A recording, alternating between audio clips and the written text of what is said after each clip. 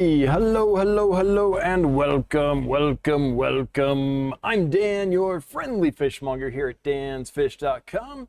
Glad you could join us for this Wednesday live stream. We do this every other Wednesday at 9 p.m. Eastern or 7 p.m. Mountain Time if you're not mountain challenged.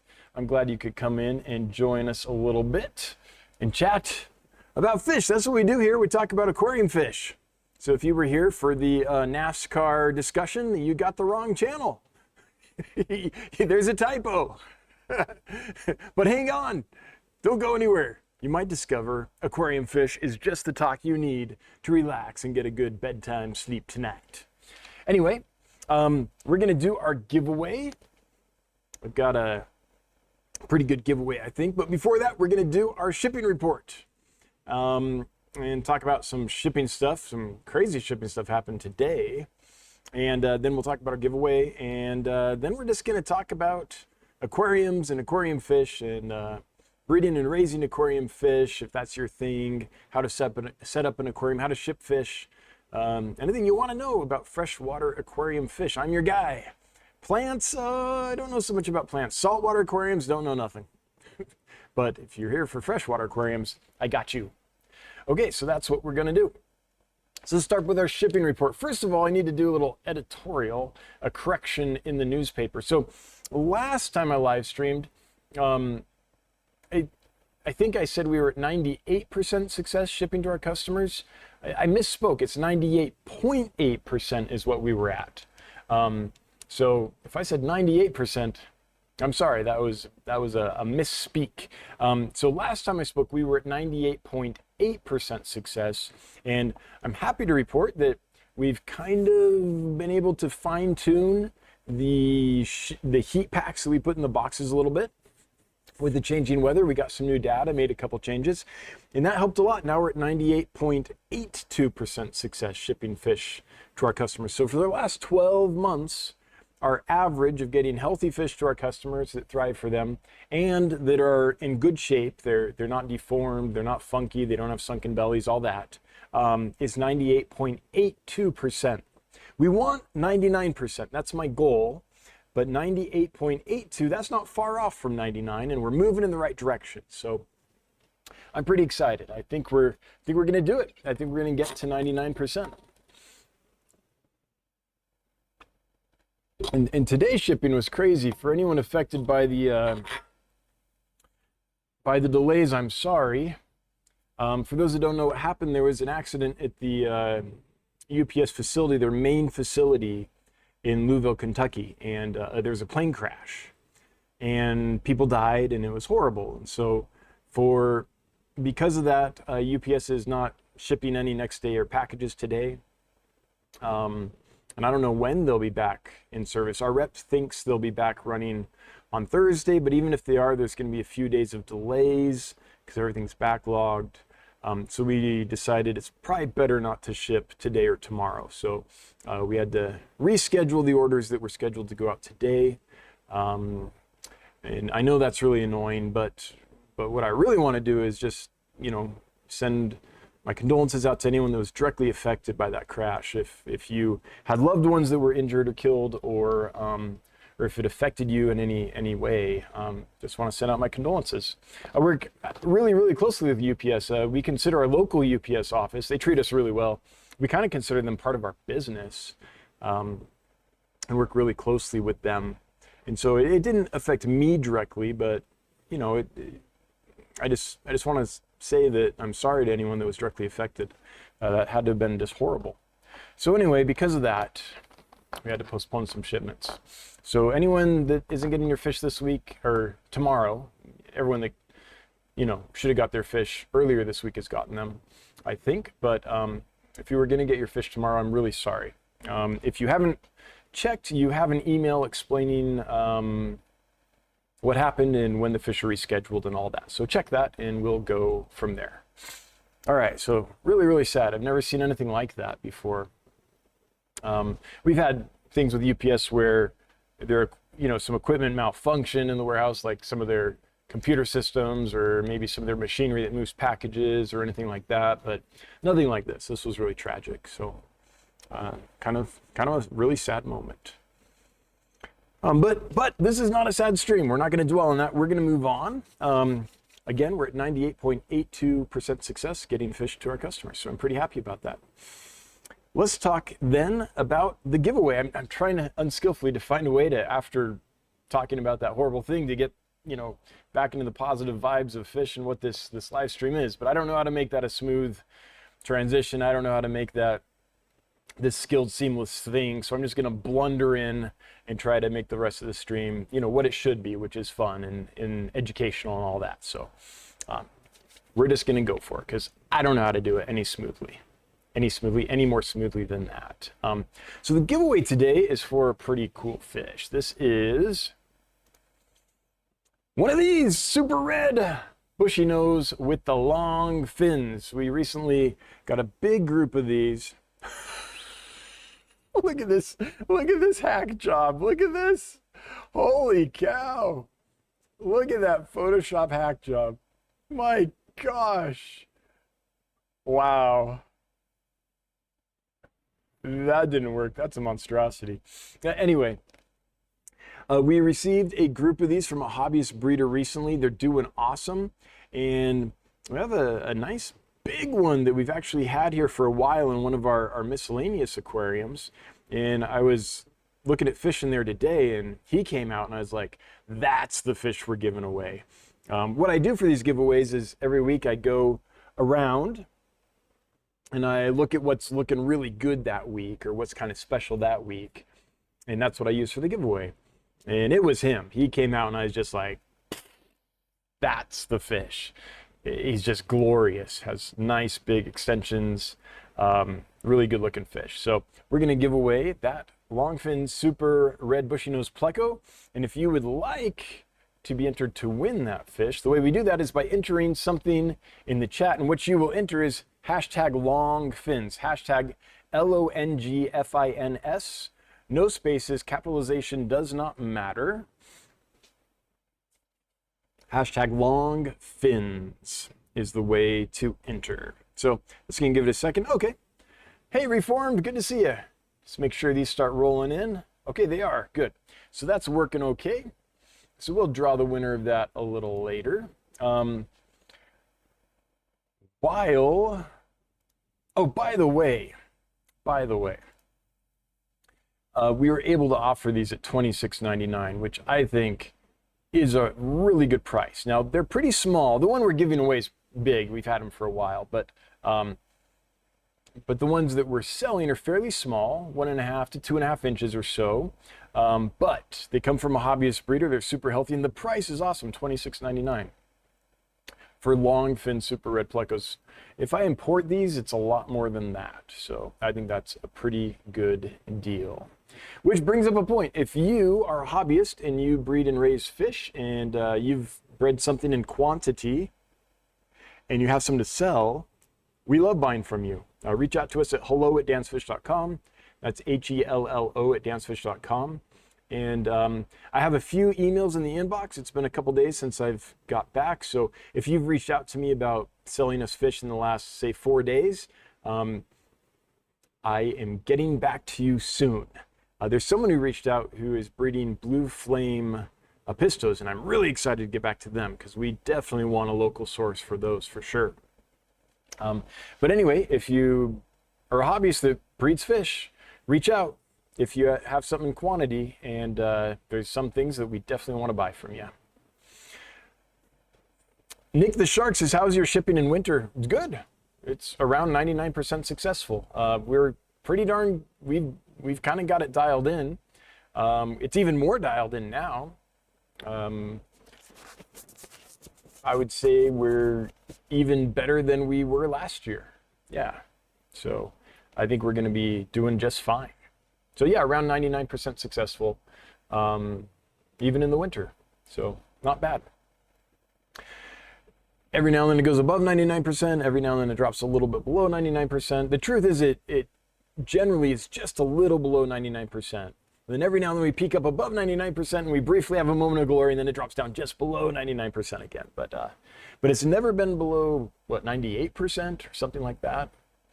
98.7%? I'd have to look, but I don't think it's been below, Yeah, it's a really high percentage, even in the wintertime.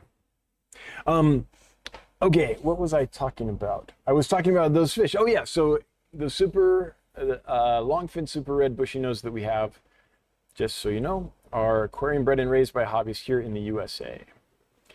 Which, that's how we like to get our fish. We want to support the hobby. For me, it was always frustrating as a hobbyist when I would breed fish and my local pet stores wouldn't buy them for me. They would only buy from the wholesalers. And I was like, well, I know mine are better quality. Like, I know for sure. Like, okay, maybe we'll give you some store credit. So I'd like exchange fish for, like, you know, frozen brine shrimp or something like that.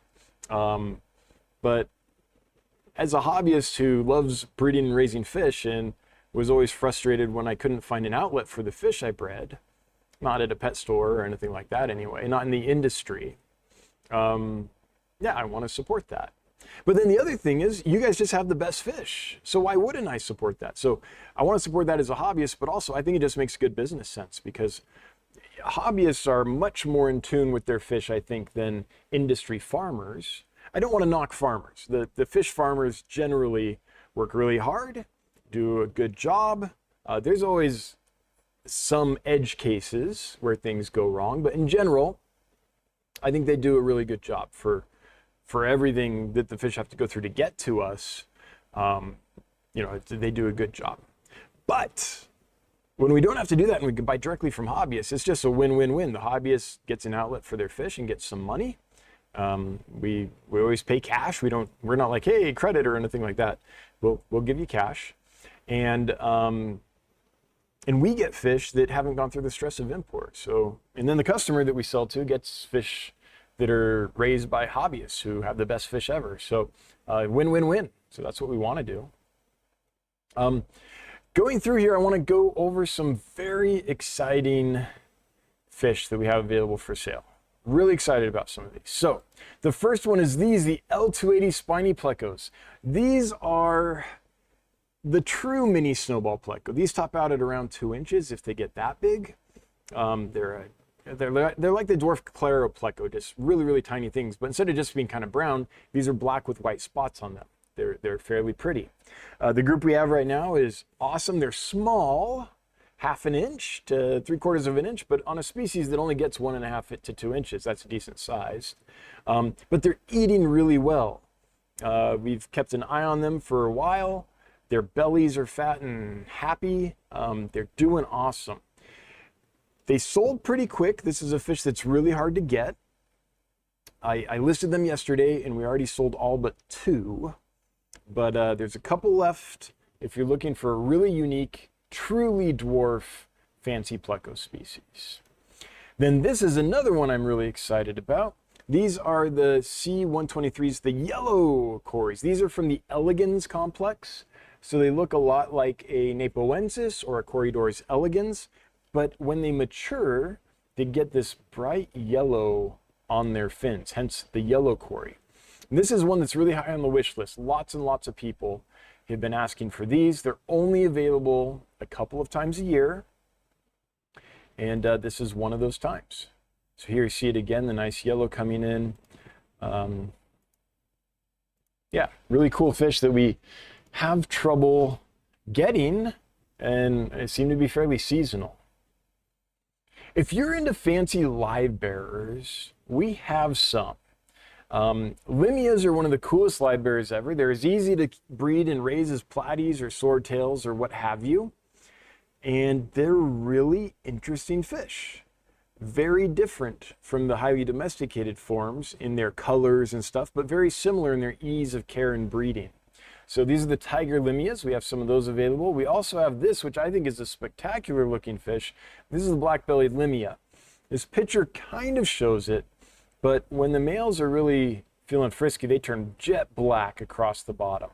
And they have an iridescent blue all in that black. The cameras have a really hard time picking up iridescence. This barely shows it, but it's a true awesome iridescence. And then the females, I don't have a good picture of a female, but the females also get a jet black section right here, kind of in the middle. You can kind of see it on this female up here. Melanogaster, really, really pretty limia. And limias just don't get any love. Everyone sleeps on them. They're not a fish that the industry knows well enough or has enough access to that they become a common fish that people know, like platies and swordtails and mollies and that kind of thing. But so basically they're an awesome fish that has a marketing problem. They didn't have a good marketing team behind them like some of the other light bearers. But if they did, I think they would be just as popular. I think they're super, super cool. And who knows, like these are all wild forms. You know, the platies and swordtails and guppies and mollies and all those all used to be wild forms. And look at the interesting things we've been able to breed out of those domestic lines. I wonder what the possibilities are with limias. We don't know because no one's really tried it. A few other things. We have some red grass guppies, just a few left, and some black flame endlers. These are sourced from European breeders, and they're truly a beautiful endler. Nice, nice black on them. It's been forever since we've had a couple other species in, like these, gold sailfin mollies. We're finally able to get another good group of these, and they're doing awesome. Sailfin mollies are just gorgeous. I know that they've been around a while, so for everyone that's been in the fish hobby for a while, they're gonna look at a molly and be like, yeah, I kept those already. But it doesn't matter how experienced you are, the beauty is still there. They're just a stunning, stunning fish. Sometimes, I guess what I'm trying to say is sometimes things become kind of common or well known or whatever. No, it's this. In the hobby, we kind of always want what's new, what's rare, what's all that. And sometimes we sleep a bit on the stuff that's tried and true, but still really gorgeous. Been a long time since we've had scarlet battison. We have just a few in. And everything else in here, I think we've talked about fairly recently. Yeah. Well, I do want to talk about a guppy that I think is awesome, and a swordtail. So here's a guppy that I don't think people are aware of. This is a beautiful red guppy with a nice high fin, and it has a glass tail. So if you notice the tail is see-through, up into the body, through the peduncle here and into the body, which is really unique. So see these? It's like a nice, beautiful red fish with a high fin and then this weird glass body. It's just something that I don't think you ever see. This is just such a unique guppy. And so that's what I want to call people's attention to. The albino red high fin glass tail guppy.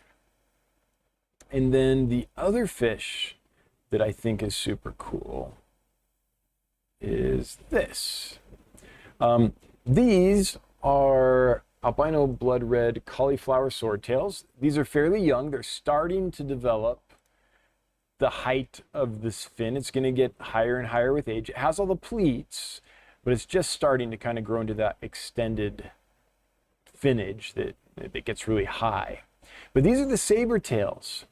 So what a saber tail is they've bred the sword to be wide. So instead of going to a fine point, it's kind of this thick, wide, girthy, if you will, extension on the tail. So really pretty fish, looks just like the normal red-eyed red albino blood red high fin cauliflower swordtail. Whew, what a mouthful. But with a modified sword. Bright red though, stunning, and healthy as horses. Those are doing awesome for us. So those are the main ones that I want to shout out that I don't think we've talked about before, haven't talked about in a long, long time. Okay.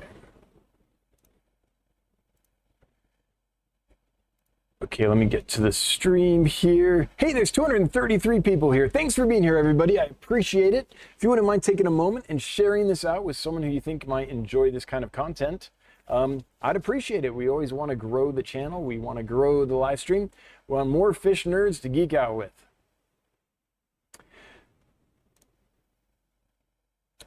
Darren97, thank you so much for joining the Fishmonger crew, for becoming a member of the Dan's Fish YouTube channel. I appreciate it. Upgraded membership to Fishmonger crew. Awesome. Thanks so much, Darren. Much, much appreciated. All right. With that, let's hear. We've talked about some stuff. We've entered the giveaway. I think it's time to get some questions and comments. So what I'm going to do now is turn to the chat, read some questions and comments, and we're just going to geek out about aquarium fish together. So if you have a question or you want to discuss something about aquarium fish, leave it in the comments and we'll get to you. Before I do that though, I want to thank our moderators. Kaler's Reptiles and Aquatics is here. Bob has been an OG of this channel. Bob has been supporting me since before I ever had dansfish.com. Back in the old days when I was like on Aquabit and Shopify, and when I was still a professor and hadn't quit my my secure, good benefits forever job to do this crazy venture of selling aquarium fish online at dansfish.com. So Bob, thank you so much for your years and years of support. I'm glad you're here. And Bob's been a moderator for forever, and one of the true OGs. Brackish Babe, welcome to the Fishmonger crew. Hey, Brackish Babe, thank you so much for joining up. What a great username. So let me guess, your favorite fish are mono sea bays and archer fish and mud skippers? Is that right? Did I get it? Anyway, you're now officially a Danio or Danionella. Okay. Anodyne 7024. Do you sell male and female Bushynose Plecos? I've been 3 for 3 males ordered and wondered if it's just chance. Yeah, it's just chance. Most of the Bushynose Plecos we sell are too small to sex. So for example, those long fin super reds, 2 inches or under, and you think about how long the fins are, so that makes up a decent portion of that size. Yeah, they're just too small to sex. And the other thing that's tricky is when they do start to sex out, the females can be males that just haven't sexed out yet. If you see a male developing, you know, starting to get the bristles and the big pectoral spines and stuff, okay, that's a male. But those don't develop at the small size. But when you have females, some of those females could just be immature males that are going to sex out later. So it does get a little tricky. But yeah, that's Anodyne, that's chance. Yeah, I'm sorry. Sometimes they just grow up to be what they're going to be. Seville Steve, I'm attempting to breed Nothobranchius agrizi and wondered if peat is better than sand and how many weeks should the eggs take to hatch in the petri dish. Okay, so we're talking about breeding some of my favorite fish. Which form do you have, blue or red? So look at this. So this is the red form. Like, how gorgeous is that? And then here's the blue form. How gorgeous is that? This is a cool species. Comes in 2 different distinct color forms. And, oh, I just love Nothobranchius so much. Here's what I would say, is that peat moss is much better. And not just any peat moss. You want a specific peat moss. And it is this. Okay, now any peat moss can work, but if you just go buy the 2-foot cubic bales at your local Home Depot or whatever, that's going to be a peat moss that's full of real fine particulates. It's really dirty. It can compact quite a bit. It's so fine that it makes it so oxygen doesn't necessarily travel through it as well. This peat moss is the best for breeding Nothobranchius killifish. It's by a company called Mosser Lee, and the brand is No Damp Off. And this is a peat moss that is springy and spongy in a fairly uniform size. You don't get, there's some fines in it that when you put it in the water kind of will go out, but not much at all. It's very clean. And because it's springy and spongy, air will travel through it well. So you don't get anaerobic zones or anoxic zones as much as you can if you're using that real fine peat moss. It tends to be less stinky and all that. So that's the stuff I would use. I don't know who BFG is. You can probably find this stuff on Amazon or whatever, but I'm gonna, well, I tried to put it in the link. Copy, paste. There, I'll post this link there so you at least can see the brand and the name of the product, and then you can go find it wherever you want to buy it. And maybe that's a great store. I have no idea. But anyway, that's what I would use. And the other thing that's cool about it is you can just get it, put it in like a towel or a big net, get it all wet, and then you don't have to like soak it for days. Just get it nice and wet, wring it out, and then you can start using, oh no, I'm sorry, that's the process for harvesting. Yeah, you have to soak it until it sinks, otherwise it's gonna be a big mess. And I can't remember how long that takes, but if I remember right, it doesn't take very long for it to sink. And what I like to do is put it in a bare aquarium with, you know, a sponge filter, and put it in there in a little bowl with kind of high sides, not clear. A clear bowl will confuse the fish, but like an opaque, like a ceramic bowl. And put about an inch of the peat moss in there. Bare tank, sponge filter, that's it. Condition your breeders really well. When those females are nice and plump and full of eggs, put the males and females together in that tank, and they will breed in that peat moss in that container, and that keeps everything nice and compact and clean. So you feed away from the container, and the food will be over there, and the eggs will be in the container. So it helps maintain the cleanliness, the hygiene of the spawning spot. Then after a week or so, you take that peat moss out, you dump it through a net. This is what I was trying to say earlier. And you squeeze it out really hard, kind of as hard as you can with just your hands. And then you put it right in the container for storage and incubation. So no need to like wrap it in a damp towel and let it sit for a day or whatever until it becomes the consistency of pipe tobacco, as if anyone these days still smokes a pipe and knows what that is. Who are we, J.R.R. Tolkien? But anyway, just squeeze it out as hard as you can, and it'll be a little damp. There's some moisture in there, but it's not wet. There's no standing water in it or anything. And then for Ager's Eye, I do not remember exactly what the incubation period is for that species. I would store it in the mid 70s to upper 70s, maybe as high as 80 degrees. And I would, after a couple of months, look through it, see if any eggs are eyed up, so you can see a fully developed eye. Eggs. So what that is,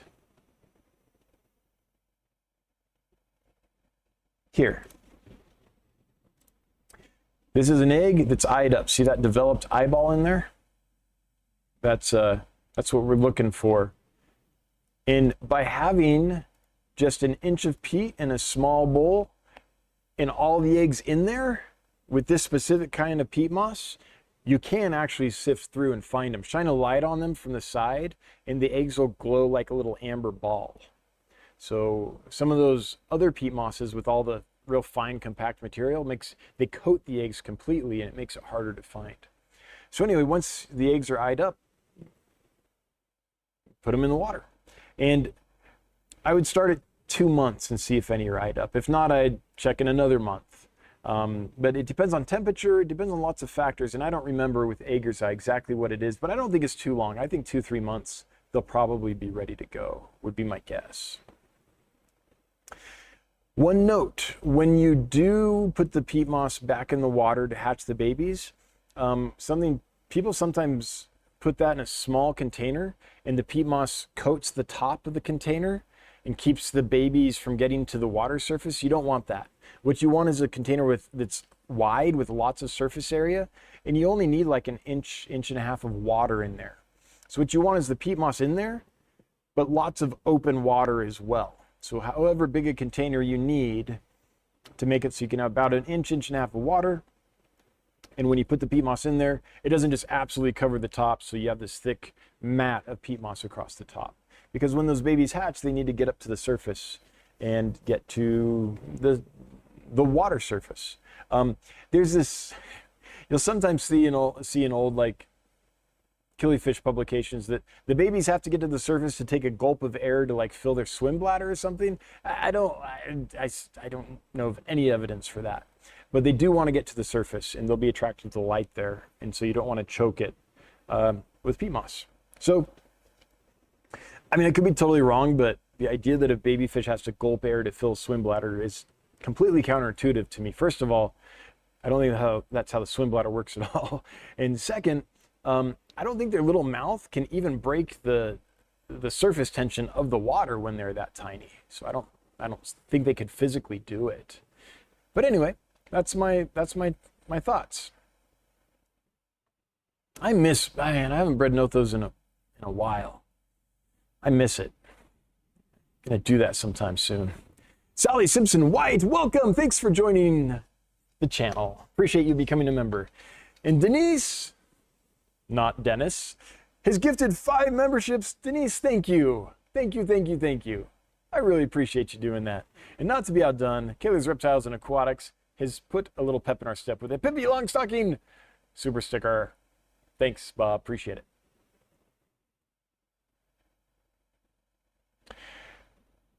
Giggity, giggity, goo?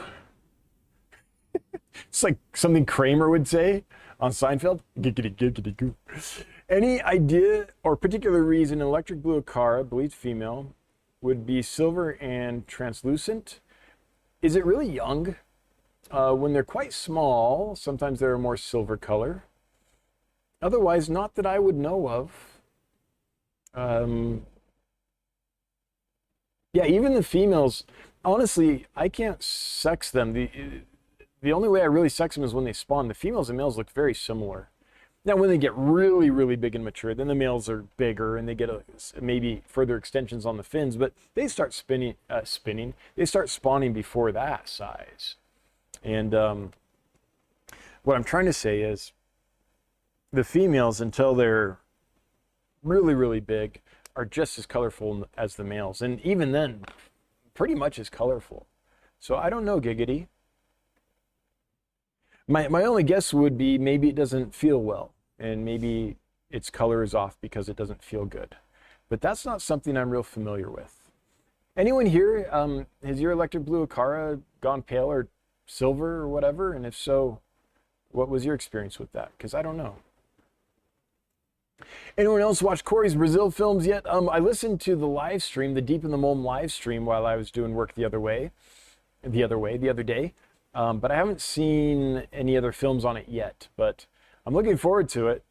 I think that's really cool, a trip where what you do is, I want to go collect fish for sure, but going to just photograph fish, to film fish, that seems really cool, because what you're doing is you're down watching the fish in their natural habitat. And you have to like stay still enough that the natural habitat kind of acts naturally around you. So that seems really cool. A chance to actually see what they do, how they behave when they're not in our tanks, I think that sounds like a dream trip. I just got a group of L519 Rio E tennis. Awesome. Cool honeycomb on them. Excited to give them a go. The Gastromyzon catabensis, is that the red devil? I think it might be Russolus. They are a different species. So what is Gastromyzon Russolus? Let's go look. So, Russolus.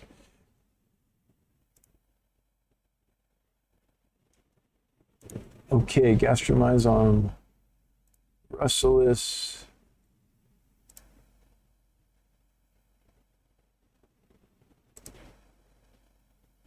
I guess they do have the red on them as well. I don't know, none of these pictures of the Russolus that I'm seeing are showing me the same kind of red that I see on the red devils. Oh, that one, kind of. I don't know, man, on some of these, like without DNA. Oh, dude, one day, without like a scientist doing DNA analysis, how do you know? This one does have a little bit of red on it. I mean, you might be right.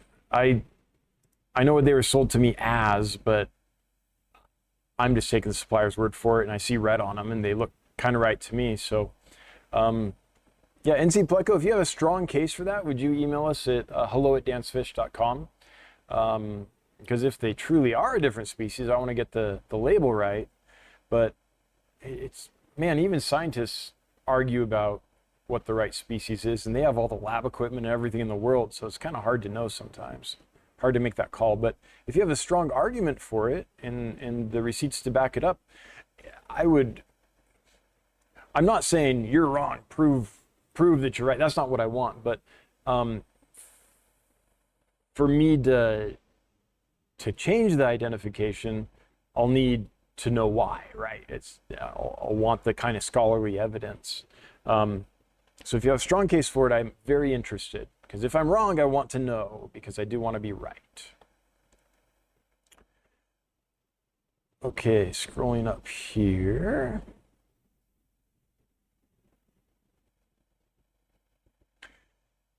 Okay, let's see here. One of the females didn't do well and passed today, but the other three are healthy, says Charles. Hey, Charles, good to see you. I met Charles on one of my speaking engagements a few months ago. 3 healthy ones, excited to work with this strain. Yeah, the chocolate albino marble mollies. Yeah, I saw that email chain that one of them, like, what seemed to have a swim bladder issue or something. I'm really sorry about that. But I'm glad the other 3 are doing well. And if you haven't already reached out to hello@dancfish.com to let us know one passed away, please do, because we want to take care of you. Reformed, I'm breeding sailfin balloon mollies in my marine tank. Yep. It might be pretty cool to do that with some rare mollies. Yeah, so that's like sailfin mollies can go full marine, full freshwater to full marine. They're super versatile fish. So that's cool that they're doing that for you. I have a friend that did that too with mollies. I can't remember what kind his were though, but is this marine tank with these mollies in it? I was like, what? But they're beautiful fish in marine or freshwater. Any autos coming in? Specifically looking for bumblebee autos. Pleco Haven, I've never seen bumblebee autos. What is this? Is this one of the new?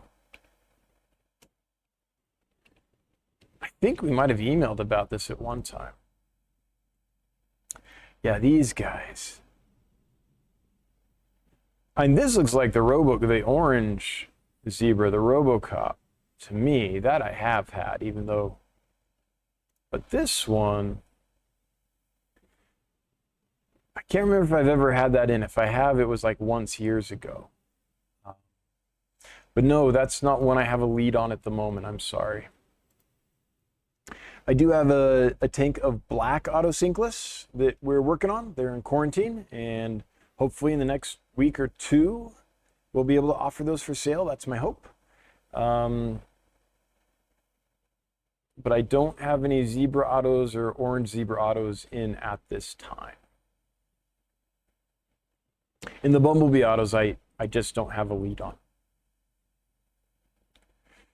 Mikey's fish tanks, what do you consider breeding in quantity? 30, 50, 100, 300? It depends on the species, but like CPDs, Celestial Pearl Danios, the minimum is like 200. I prefer like 400 to 1200.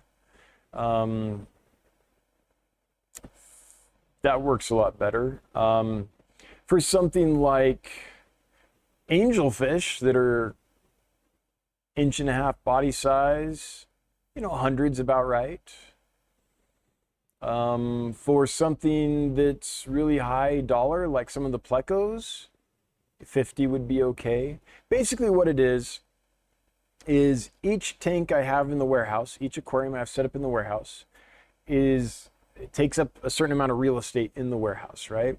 So to make the business work, ideally I have as many fish in those tanks as that tank can hold. As much dollar value in the tank as I can safely and humanely put in that tank, right? Because then I'm using that space as well as possible. What I can't do is have like oh, I've got 20 of these and 6 of these and, you know, a dozen of these. It's like, well, it's not even worth the tank space on most species. The higher dollar value the fish, the less I have to put in a tank to make it make sense. So right now, for example, we have Corydoras julii in, not the false Julie Corys, not Corydoras trilineatus. We have those too, but the true Corydoras julii, the real ones, from Piau, I think is their collection location. These are aquarium bred and raised from original stock from Piau, is how I think you say that location. And we only have 10, 20 of them, something like that. But they're inexpensive fish. I think they're 80 bucks a piece, something like that. So what's that? 800 to $1,600 just in a few fish. So I can do just a few in a tank and it makes sense. But generally small fish, it's hundreds. Like I would love to buy CPDs by the 1,000. I would love to buy orange Venezuelan Corys by the 500 to the 1,000. I can do 200, but more would be better, but 200 I can do. Stir by, same thing. Yeah. I just don't want to not use my space well. Any tricks on Emperor Tetras? Asks Patrick Bergen. Beautiful fish. The Palmeri, the Emperor Tetra, absolutely stunning fish. And no, I think that they're just about as easy a fish to keep as possible. They're hardy, they're beautiful, they eat anything. No, I think they're super easy. So I don't have any like tips and tricks for them. I just think feed them well, keep the water clean, and you're gonna have some amazing fish that dance and display and keep you entertained for like, hopefully for a few years. If you have a specific question about them, let me know, but no, they're pretty simple, which is awesome. That means they're super good aquarium fish if they're simple. Nick the Shark, how is your winter shipping? Oh, we already talked about that, I think. It'll be around 99% successful, even up to South Dakota. I mean, we use really well insulated boxes. We are really careful about our packaging, and we use heat packs as needed to get them to you in good shape. Are baby Geophagus topahos redheads aggressive when they are 1 inch or smaller? Well, it depends on what you mean by aggressive, but I wouldn't say so. They're more assertive. Like if you have some of those in a tank with a shy fish, like I don't know, a chili rasbora or something, they're probably going to outcompete the chili rasboras for food, not because they're aggressive, but they'll get to the food and eat it a lot more quickly. Or if you're keeping them with like toothpick fish or something like that. But no, I don't think they're aggressive at 1 inch. Seville Steve, I'm breeding a red variety of Agrezi. Thanks for the help. We'll get that peat moss. Yeah, they're both beautiful. And I hope you have wild success. Michael Fowler, 4041. I'm beyond excited. My club hosted an auction over the weekend. I picked up a care species I've never heard of. Okay, Cyclopharynx Schwetzi. Curious if you've ever kept it. Haven't even heard of it. Let's see what this is. This has to be a cichlid with a name like Cyclopharynx. Yeah.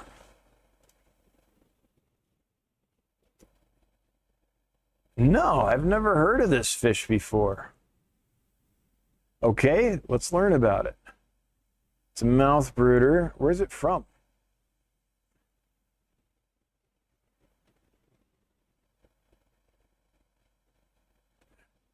Nope, never seen this before. Oh, check that out. That looks cool. It's like a West African. Okay, will this tell me about it? I don't know where we're going. Oh, we're going to Facebook. Okay, never mind. Anyway, I could go down a rabbit hole and get really distracted. But no, I've never seen that fish. I don't even know if I've heard of it. But good luck, Michael. I hope they do awesome for you. Do you still maintain a green water tank at all? And do you find it as beneficial to keep and maintain regularly if you're going to keep fish as a hobbyist versus a fish breeder or a fish store? So I don't keep a green water tank right now. I did back when I was maintaining populations of scuds and that kind of thing. And whenever I had a baby fish that was really hard to raise, I just put the eggs in the green water tank. And later I would find the babies at a, half-inch size or so. Hang on, someone's calling. Oh. This is a supplier. Let me let them know that I'm live streaming. We'll get back to them right away. They're trying to arrange a flight, I think. Just one sec. I got to take care of this business. Sorry about that. Just one moment.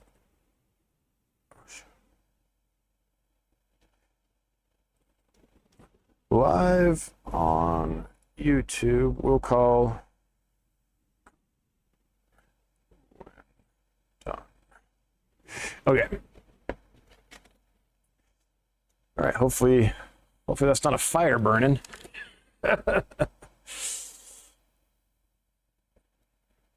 Let's see here. Oh dear, no need to apologize. I was just beginning to wonder. I love my males. They are happy and healthy. Well, I'm glad to hear that. I mean, it's always, yeah, I'm glad they're doing well, but it's always a bummer though, when there's always a little risk. You buy small fish, you grow them up, and it's like, shoot, it's not the sex ratio I wanted. Yeah. But, the trick around that is, this is what cichlid, okay, so cichlid breeders have this down. So they are generally not buying big full-grown adults that are sexed up and stuff. They're generally buying groups of juveniles. And they'll buy like a dozen. And then once they grow up, they'll take the pairs that they want and give the rest away or sell the rest or put the rest in a display tank or something. But they get a decent sized group of juveniles, and then they know they're likely, very likely, almost guaranteed to get at least a few pairs out of that they can work with. So that's the best way to do it. Get enough that you're guaranteed to get the pairs. Okay, Ladina! I received the Coast Tetras I won 2 weeks ago. Lovely fish and tight schoolers indeed. Yeah, they're some of the best schooling tetras out there. They're great dithers. Brought my snakeskin barbs out of hiding. They actually school together. Yeah, so that's a fun trick, right? If you got fish and you're like, I never see them. They're always hiding. Man, these stinking celestial pearl danios, they're so beautiful and I never see them. These pygmy cories, why are they not out and about? Well, get you a school of Coast tetras or something else like that, small, that's out and about and swimming around. And those fish that are hiding and skittish often will be like, hey, those other fish are out and acting normal. There must not be a predator around, so I'm going to come out as well. So yeah, dither fish are awesome. I'm glad to hear it's working out for you. Swamp Rabbit Aquatics, what did you teach before selling fish? Several things, mostly theater. I also taught history, I taught public speaking. I think those are the main ones. But my specialty is the theater. Hey Dan, do you need any trout grenades? Yes. Yes, please send me an email, hello@dansfish.com. That's HELLO@dansfish.com. I would love to get a big mess of Iliodon furcidens.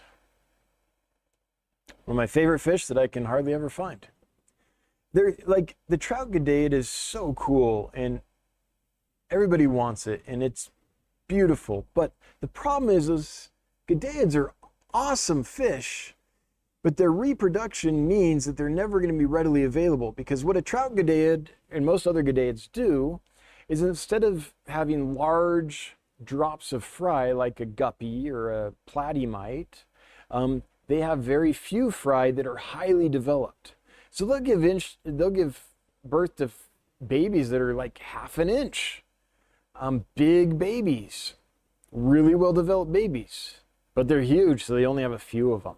So because of that, so their strategy, there's few different reproduction strategies of fish in the wild, right? There's actually several, but the main ones are like, we're just gonna have tons and tons of eggs and hope some survive. Or we're gonna have fewer eggs but take pretty good care of them, but maybe still a couple hundred eggs, but take better care of the babies, try to try to, like cichlids, right? Try to like get them grown up and developed a little bit so they have a good chance of surviving. Then we're going to let them go. And then you have lyra-bears, which is like, I'm going to hold the eggs inside me until they hatch, and then I'm going to let them go. So they're pretty well developed, pretty big, but I'm a guppy. I could drop, I don't know, 40, 50 on average. So I know over 100 for a really big drop, but let's call it 40 or 50 babies at a time. And then you have the trout goodeids and other goodeids, which have taken it to a whole new level where they're like, no, we're only going to have a few babies, but they're going to be huge. And they're going to be able to like survive really well from the get-go because they're so well developed. That works great in the wild, but in aquariums, when you're trying to breed in quantity, and there aren't predators around, so you can raise most of what is produced, it's a big limiting factor. So that's why a lot of trout goodeids and a lot of the other fish like that are so hard to find. This production is slow because they do not have lots of babies. But the babies they have are huge. It's like you look at the mother and you're like, are you okay? That came out of you? Are you all right? How are you still swimming? I think you need a display tank. I think I do too, Kendall. One day. I know, we just got like these boring blue curtains behind us. We used a green screen for a long time, and that was really awesome of Stephen P. 2003 Aquatics to provide us with that. But when you use a green screen, and it works well for a long time, but there's always, with the lighting and everything, it was always just, everything was a little off. Like I always looked a little fake or a little overexposed or the color off or something. So I never got it dialed in quite to my satisfaction. This, I know it's a boring background, but at least I'm not fuzzy, you know. So I'll use the green screen again when I have more of a, I guess, proper studio with the right lighting and all that and can figure all that out. But the truth is I don't have the bandwidth right now to do that properly. So yeah, a display tank back there might be nice as well. I mean, I miss my nice big 125-gallon display tank.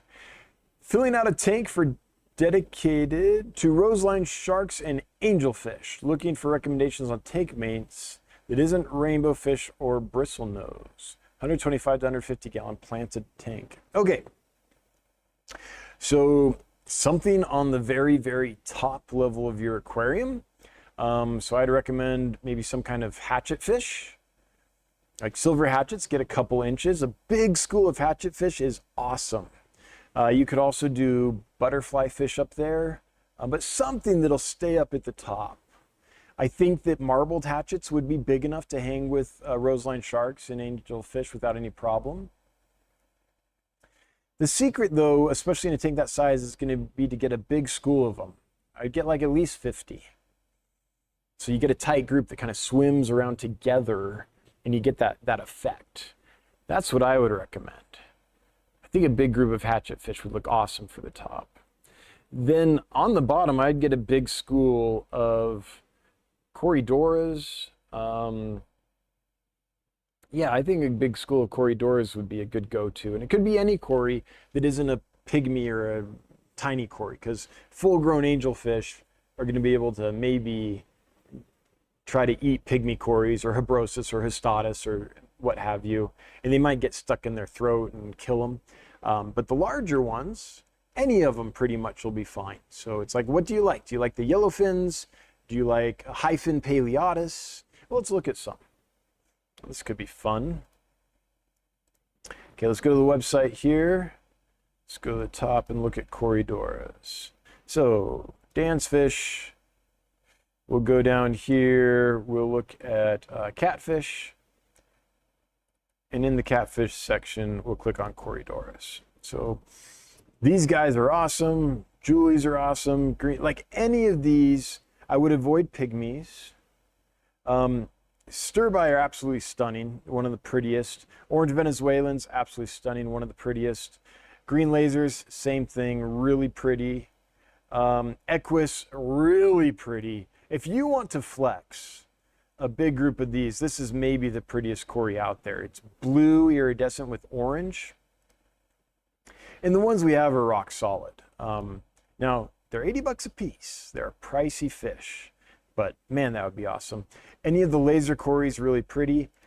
If you want something that's got some flair, like the long fin, high fin Paleotis, or a neat looking Cory, and they're not too pricey. So I think any of those would do good. And in a tank that size, you can get a decent sized school of Corys, and that's when they shine. I'd probably get like 30 to 50 Corys as well. Then you've got your angel. So you got the top, you got the bottom, got your angelfish, and your roseline's kind of in the middle. I think that would be a really good looking tank. Maybe a couple oddball fish for funsies, like Stiphodon ornatus. A group of these would be fun. Oh, rainbow goby is the common name. Oh, I just thought of another one.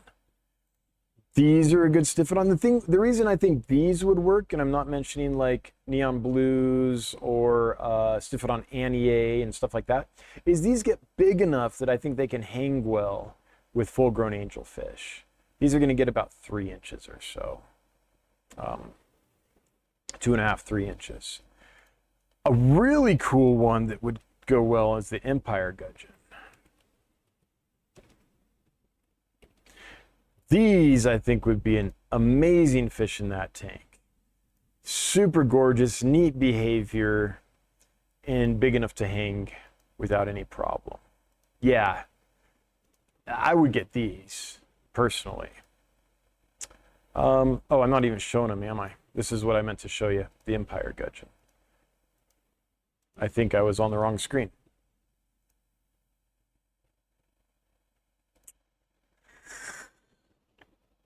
Yeah, I think there's many options, but that's what pops in my head to start with. If it has a tight fitting lid, you might be able to get some blue Gularis in there as well.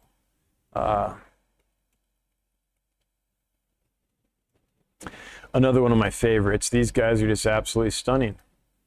Like, it's hard to beat. And these guys get about 5 inches or so. So they're big enough to hang.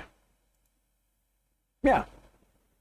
So generally big groups, and then some, smaller groups of some odd stuff just for interest, I think is what I would do.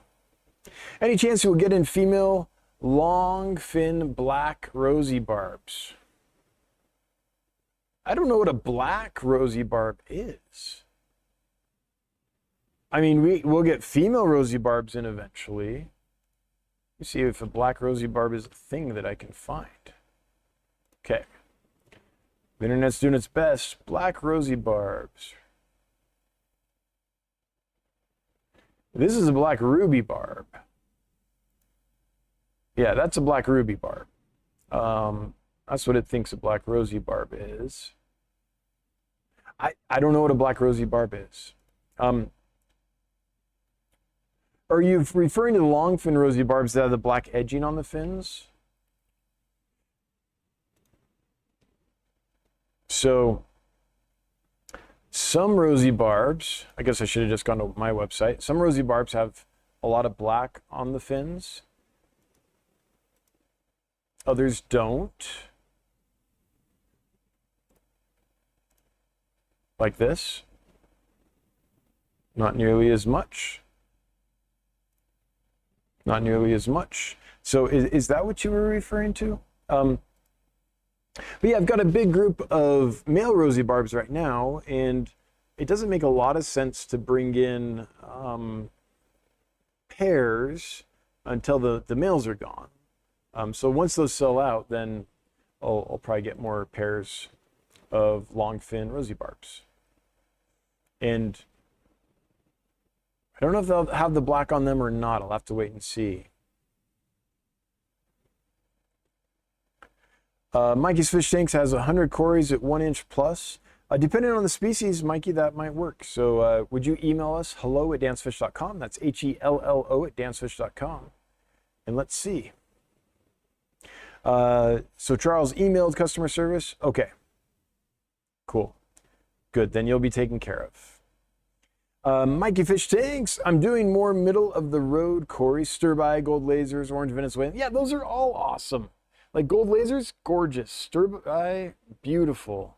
Orange Venezuelans, beautiful. I think of orange Venezuelans as like the poor man's Equus.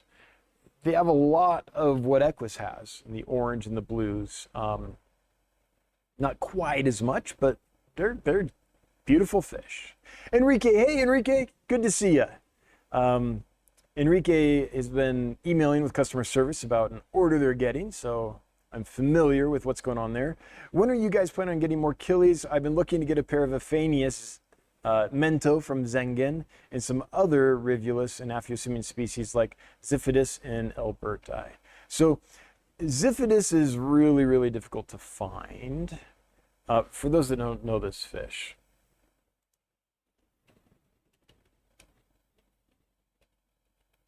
I've seen it on a list from Europe once, maybe twice. Look at this thing. I'm familiar with this fish though. Jim Forfshay, my fish godfather, used to have these. So when I was growing up, I grew up with these. It's a small little rivulan fish. It doesn't get very big, but it was the first rivulus I ever saw that actually had good color. Oh, is it Xiphoides? There it is. And it's not rivulus anymore. I don't think. It rains fish. Hans will know. Franz will know. Oh, it is rivulus still. Or Liamiosimian. I'm not sure which is correct. I think it's Liamiosimian. But yeah, this thing is stunning. I wish I could get it, but that is one that I don't know, just to be honest, that will ever be available on the industry side. It would almost have to be that a hobbyist breeds some and can't find an outlet for them and so wants to sell them to me, but that's not going to happen because that hobbyist is going to have 50 people banging their door down as soon as they have some available. So they have no need to sell them to me.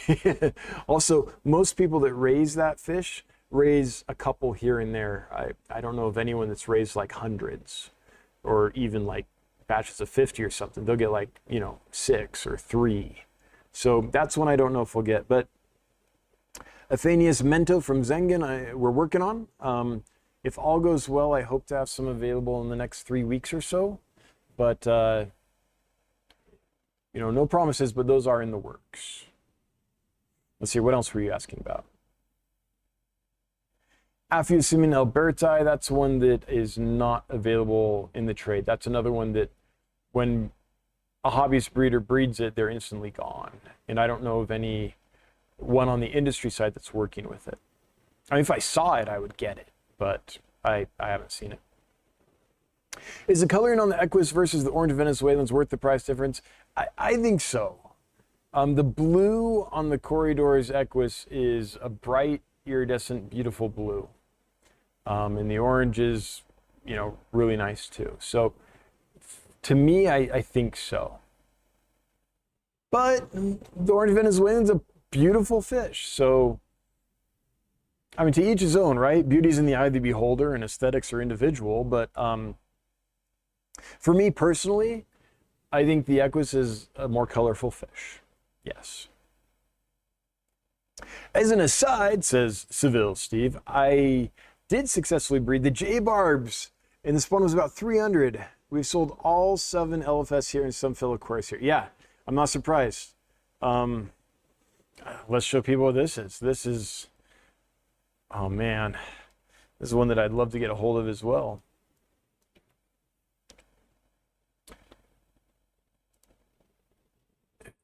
Finspiration in Cincinnati area had these when I was there, but I've never seen them in a store otherwise. Just this beautiful little tiny dwarf barb out of Africa. So pretty. So hard to find. And they really are like, okay, there you go. They really are this nice red coloration. This isn't like a Photoshop trick. They truly are an absolutely beautiful little fish. Man, I'm so jealous of those stores you sold them to. Got 300 of them. Oh, I would have loved to have bought all those. But I mean, I get it though. You've got local stores that'll take them. You don't have to pack them up and ship them and take all that risk and everything. So I would do the same thing. I totally get it. On your website listings, what's the difference between hobbyist bred and raised versus aquarium bred and raised? So, a hobbyist bred and raised means that they were bred and raised by a hobbyist here in the United States or a hobbyist in Europe. So these are small time breeders, people like you and I that have some tanks and breed some fish. Maybe you're basement breeders or have a setup in their garage or their spare room or whatever, and breed some fish. So that's what hobbyist breeder means. Aquarium bred and raised could be someone that's breeding on a larger scale, like when we buy fish from the farmers in Israel. If you go to the Aquarium Co-op channel, you'll see Corey do these tours of these breeding facilities in Israel where they're breeding these guppies in these farms. So something like that would be an aquarium bred and raised fish. So it's just, is it a hobbyist? Is it a small town basement thing, or is it more of an industry side thing?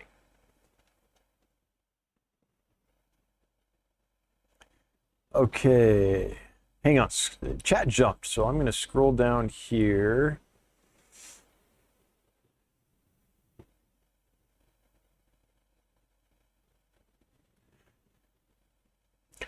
Chat jumped and I couldn't see the last one I was going to get to. So I'm going to skip down to Ladina White, who says, of course I added to my shipping box. And why not? The Bushynose pair is currently swapping coconut hunts. Hope they move in together. Oh yeah, me too. That would be awesome. Aren't the Nisonai awesome? So Pistogramma nisonai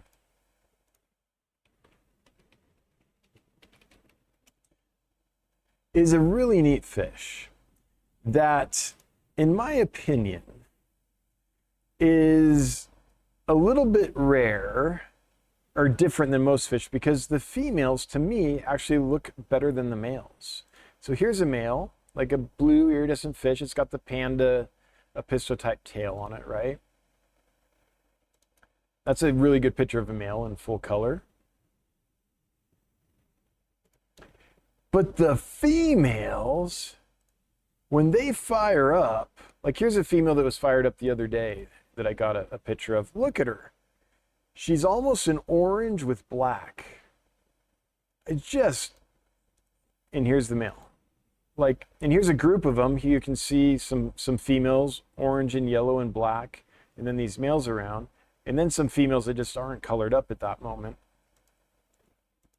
But I mean, it's rare for me to have the female as the thumbnail picture because the male is usually the one with the color. But in these fish, these females, I think, are just absolutely mind-blowing. So yeah, just different than you would expect in the fish world.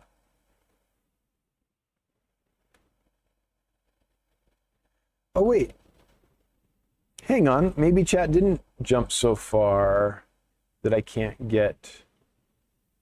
Okay, hang on. Yeah, I see where I'm at.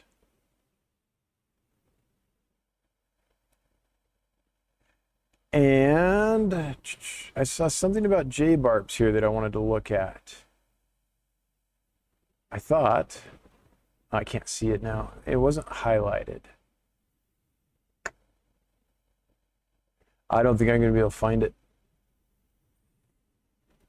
Okay, Oink, Master Supreme forever. Do you ever carry or have experience with Lamprologus or not a penis?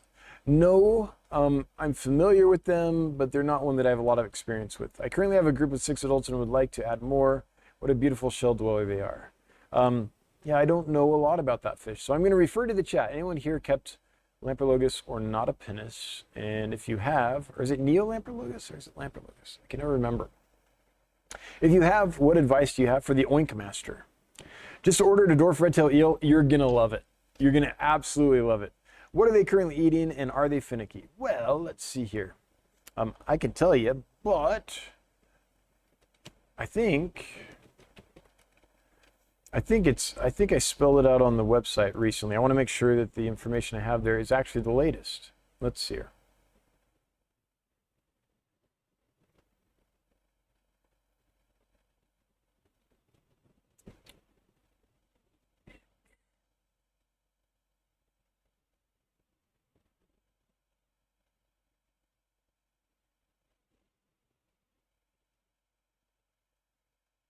Okay, so what those are eating right now is frozen bloodworms, frozen brine shrimp. Sometimes we'll give them, why is it not on there? That's bugging me. The other day, I literally did a write-up on those. Because in one of our videos, we showed them eating Hikari Vibra Bites.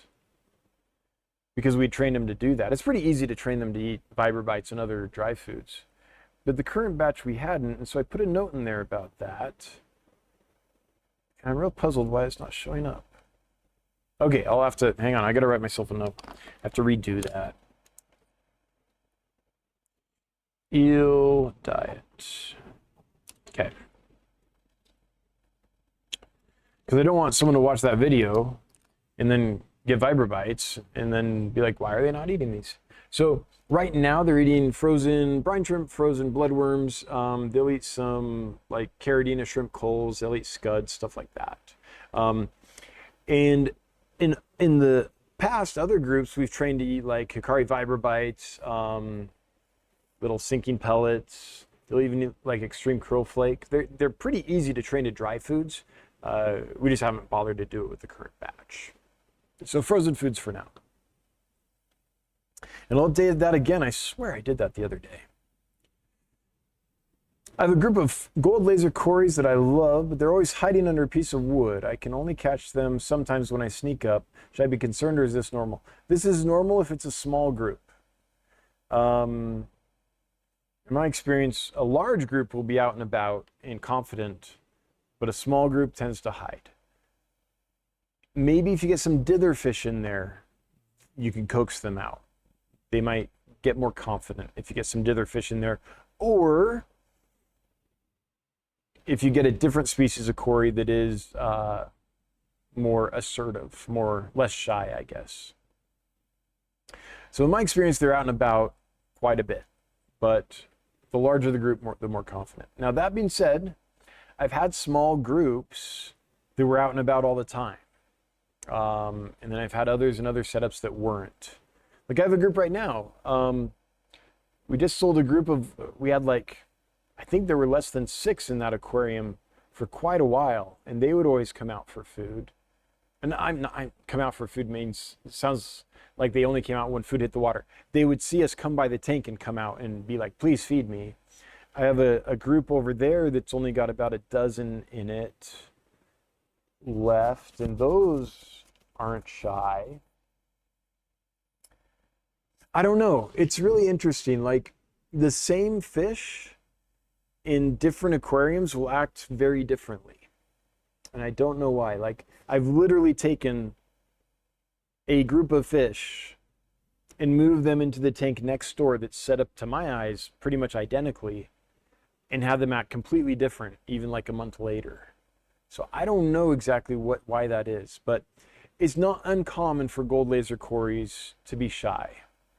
In my experience, the bigger the group, that helps, or the dither fish might be a good option for you. And if you've only had them for a little while, like less than 2 weeks or so, then just give them some time.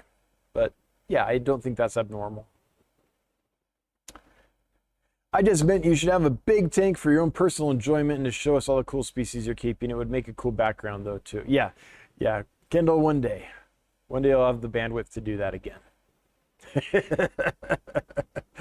Open a fish store, they said. It'll be fun, they said. It is, and I really enjoy it, but there's no time for display tanks right now for sure. The only reason I asked about the black rosy barb is that I wanted to maintain a consistent line since I'm thinking about getting them for algae removal. Okay, so you're talking about the rosy barb, and by the black, I assume that by the black rosy barb, you're talking about the ones that have the long fins that have more black on them. and that varies batch to batch, so I won't know until they come in. Will you be getting any more dwarf coral platies? Which color? Like the dwarf red? Or are you talking about red coral? The teacup? Is this what we're talking about? I don't know how dwarf these are. Has anyone got these from us? And if you had them long enough that they got full grown for you, the red coral teacup platies, if you've had them for more than, I don't know, 6 months or so and they're more or less full grown, how big are they?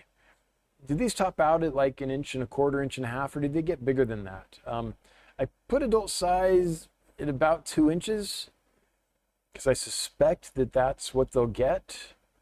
But I've never had the strain long enough to see it get full size. So I'm curious, how big are they getting for folks? But if you're asking about that one, then yes, I hope to have some more ready to go within about a month. Same with the longfin snow white plecos, hopefully within the next month, validated reefer. Okay, I'm gonna look here. I wanna see if at the bottom, if anybody has a response to the dwarf coral, the red teacup, coral teacup platies. Around 2 inches, says Lisa. Okay, so I was right in my estimate. Yeah. So I don't know. I've heard rumors that there are true dwarf platies that stay like 1 inch or less.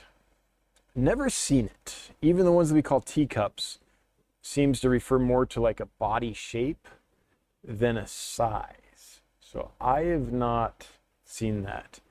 Lisa, are you delivering to Canada again, or do you know if you will anytime soon? No. We'll probably try again next spring. We have spent, oh, I guess I could switch to a different screen. We've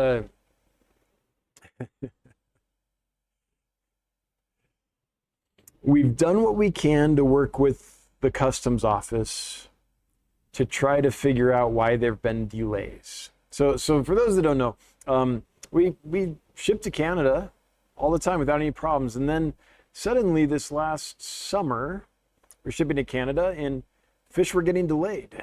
And not a little bit, like a week and a half, 2 weeks, just sitting in the customs office. And then they would move on eventually. And we have no clue why they're getting delayed in the customs office. We're doing all the paperwork that we've always done.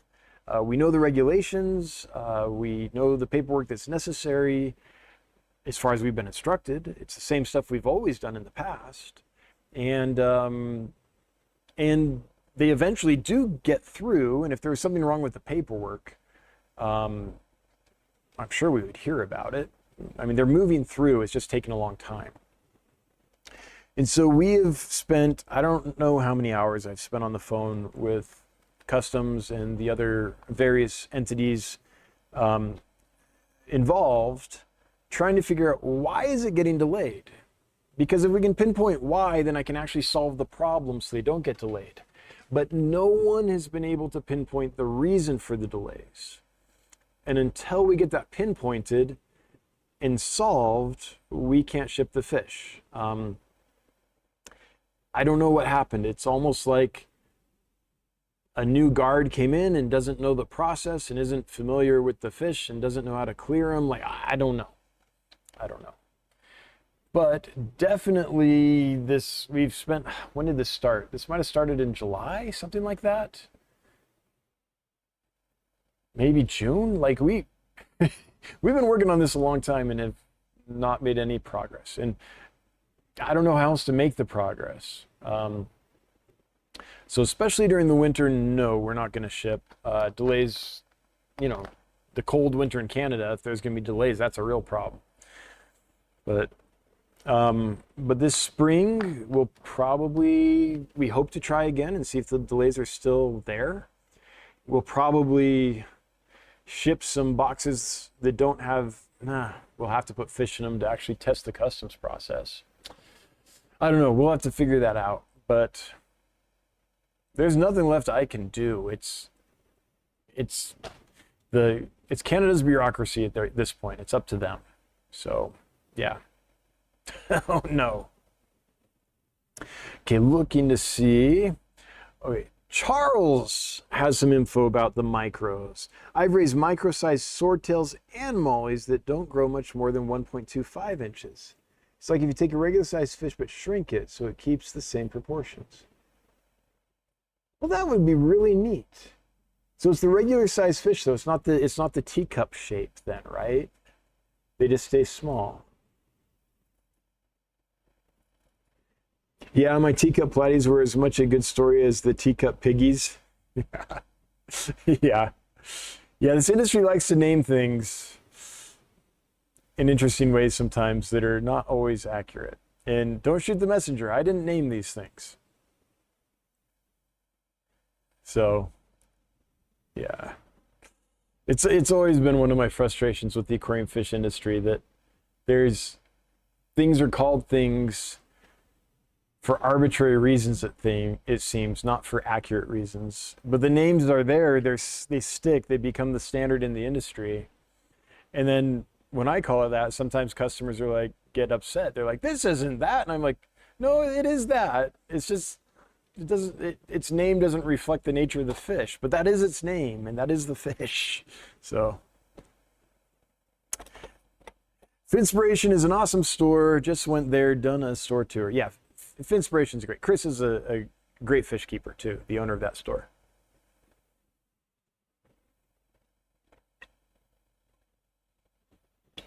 It's really rare for me to walk into a fish store and actually be impressed. Chris impressed me. He's got a whole quarantine unit. He had rare species. Almost everything looks super healthy. The only things that were a little underwhelming were some like mollies and swordtails, and I get it. Live bears are a whole different thing to get healthy. They're just difficult, so I totally get it. But in general, I thought it was an awesome store. Jeez, it's 8:21. We better do a giveaway. Let's do it. The giveaway is for a super longfin super red Bushynose Pleco. There are 212 entries, and the winner is Pelham Aquatics. Pelham Aquatics, I feel like maybe you've won before. I don't remember for sure, but I think so. All right, here's the drill. You have 2 minutes to chime in and let us know you're here. You do that by typing something in the chat. It can be anything. You can say hello or yay, I won, or what? I didn't even know I was in this giveaway. Whatever you want, but you have to do it before this timer hits 2 minutes. If you do that, the winnings will be yours. If not, you forfeit your winnings and we will redraw some. Hey, there he is. Hi. Okay, Pelham Aquatics is the winner. Congratulations, Pelham. If you would send us an email to hello@dansfish.com, HELLO@dansfish.com, with your first name, your last name, and your mailing address. We will then get a shipment scheduled and get that fish sent off to you. Congratulations. Thanks for playing. Thanks for everyone that played. Thanks for, just being part of this whole live stream thing. It still blows my mind when I look over here and there's like 300 people watching me gab about fish. Like, I get it. I watch other people gab about fish, so I totally get it. But but we're all a little weird to be doing this. Everyone should be weird about something, right? If you're not passionate about something in your life, passionate enough about something that you're a little weird about it, you ain't living. So cheers. Here's to the living. You're all living. We're all living for sure. Otherwise we wouldn't be doing this, right? Anyway, I want to shut this down by thanking the moderators for being here and doing the moderating thing. Really appreciate your efforts. I want to thank everyone who's a member of the Dansfish YouTube channel. Thanks for your support. Everyone that gifted memberships, thank you so much. That's a huge way to support us. Everyone that threw money at us in the form of super chats, thanks again, Bob. Much, much appreciated. If you were active in the chat, thanks for participating, making the chat lively, making it a fun place for people to hang out. If you were not active in the chat, I still love you. Hail the Lurker Nation. If you're watching the replay, hello from the past. And if you're listening to the live stream, thank you for listening.